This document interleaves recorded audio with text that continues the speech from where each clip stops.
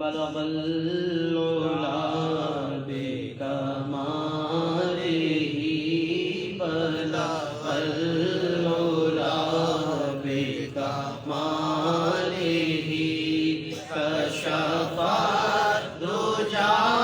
بجمالہ حسن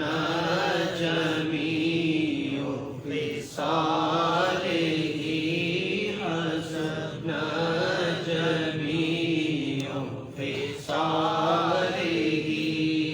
صلوا علیہ وآلہ صلوا علیہ وآلہ صلوا علیہ وآلہ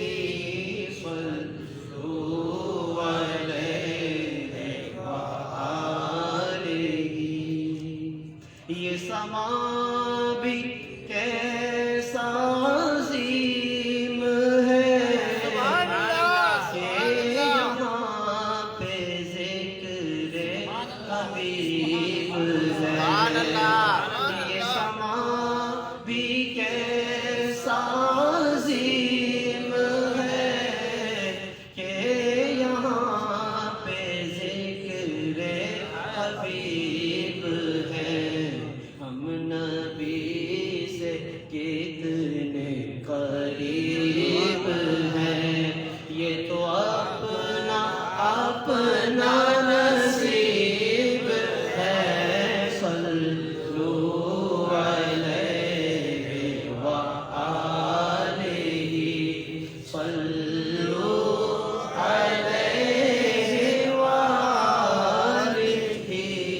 صلوا علیہ وآلہ جو کلام مجھے کہا گیا ہے وہ خاص طور پر اعلیٰ حضرت امام اہل سنت رحمۃ اللہ تعالی علیہ کا مشہور زمانہ کلام پل سے اتارو راہ گزر کو خبر نہ ہو جبریل پر بچھائیں تو پر کو خبر نہ ہو اس کلام کا کہا گیا ہے میں مختصر اس کو پیش کر رہا ہوں انشاءاللہ اس کے بعد پھر صلاۃ و سلام ہوگا سبحان اللہ ماشاءاللہ پل سے اتارو راہ گزر کو خبر نہ ہو پل سے اتارو راہ گزر کو خبر نہ ہو پل سے اتارو راہ گزر کو خبر نہ ہو جبریل پر بچھائیں تو پر کو خبر نہ ہو معراج کی رات جب حضور سدرۃ المنتہا پہ پہنچے اور جبریل امین نے عرض کیا کہ یا رسول اللہ اس سے آگے میں نہیں جا سکتا یہاں سے آگے کا رستہ حضور جانتے ہیں حضور پھر آگے تشریف لے گئے تو جاتے جاتے جب حضور جانے لگے تو جبریل امین نے وہاں پر ایک تمنا کا اظہار کیا تھا کہ اگر آپ یہ اللہ کی بارگاہ میں پیش کر دیں کہ میری تمنا یہ ہے کہ کل قیامت کے دن جب آپ کی امت پل سے گزرے تو ان کے قدموں کے نیچے جبریل اپنے پروں کو بچھائے اسی طرف اشارہ کرتے ہیں کہ جبریل پر بچھائے تو پر ہو خبر نہ ہو اور کانٹا میرے جگر سے غمِ روزگار کا روزگار کے کانٹے ہیں نا دل میں لگے ہوئے جو چبھتے رہتے ہیں معیشت کا ڈر روزگار کی فکر انسان نمازیں بھی چھوڑ دیتا ہے یہ غم روزگار ایسا غم ہے کہ جو کہیں کا نہیں رہنے دیتا انسان دین سے بھی دور ہو جاتا ہے اللہ سے بھی دور ہو جاتا ہے ہاں اگر یہ غم اعتدال کے ساتھ ہو تو کوئی حرج نہیں ہے لیکن جب یہ غم بڑھ جاتا ہے انسان دین سے دور ہو جاتا ہے تو اعلیٰ حضرت اسی سے پناہ مانگتے ہیں فرماتے ہیں کانٹا میرے جگر سے غم روزگار کا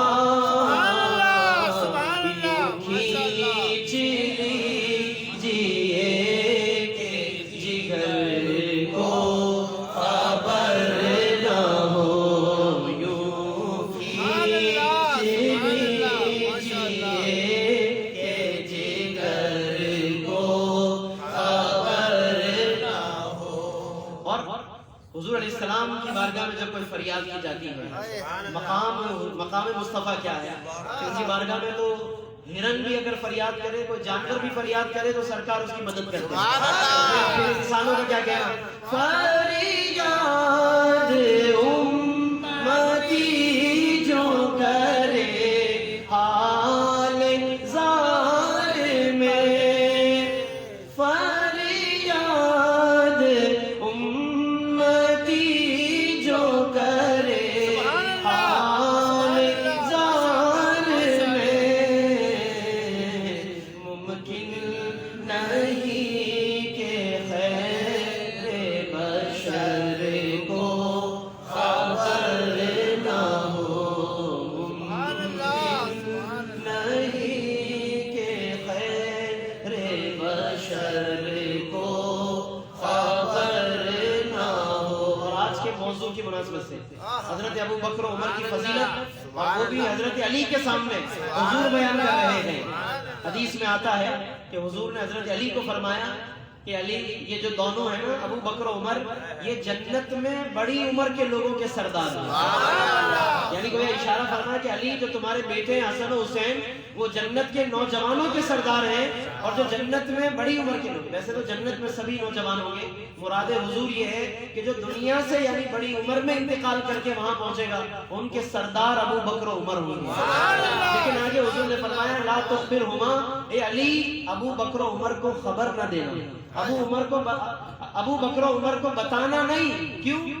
وہ یہ اشارہ تھا. علماء نے اس کی وجہ بیان کرتے ہوئے فرمایا کہ حضور نے حضرت علی کو فضیلت بھی بتائی ابو بکر و عمر کی، اور یہ بھی کہہ دیا کہ انہیں نہ بتانا. وہ حضور فرمانا چاہ رہے تھے علی آپ نہ بتانا، یہ فضیلت انہیں خود میں اپنی زبان سے بیان کروں. حضرت اسی کی طرف اشارہ کرتے ہیں. فرماتے ہیں، حضور فرماتے ہیں، حضرت علی اسے کہہ رہے ہیں، فرماتے ہیں یہ دونوں ہیں سردار دو جہاں، اے مرتضیٰ عتیق و عمر کو خبر نہ ہو، اے مرتضیٰ عتیق و عمر کو خبر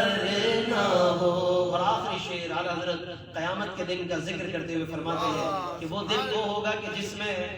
بیٹے پر گزر رہی ہوگی تو باپ کو بھی خبر نہیں ہوگی. قیامت کا دن وہ دن ہوگا کہ پسر یعنی بیٹے پر کیا گزر رہی ہے، پسر بیٹے کو کہتے ہیں، تو پدر یعنی باپ کو بھی خبر نہیں ہوگی. وہ بے خبری کا وہ عالم ہوگا، لیکن اس میں بھی حضور اپنی امت کی فکر فرمائے. جس وقت پسر پر گزر رہی ہوگی تو پدر کو یعنی باپ کو خبر نہیں ہوگی، اس وقت بھی اگر امید ہے تو ہمیں حضور سے ہے. اعلیٰ حضرت فرماتے ہیں کہ ان کے سوا رضا کوئی حامی نہیں جہاں، یعنی حضور کے سوا وہاں کون کام آئے؟ ان کے سوا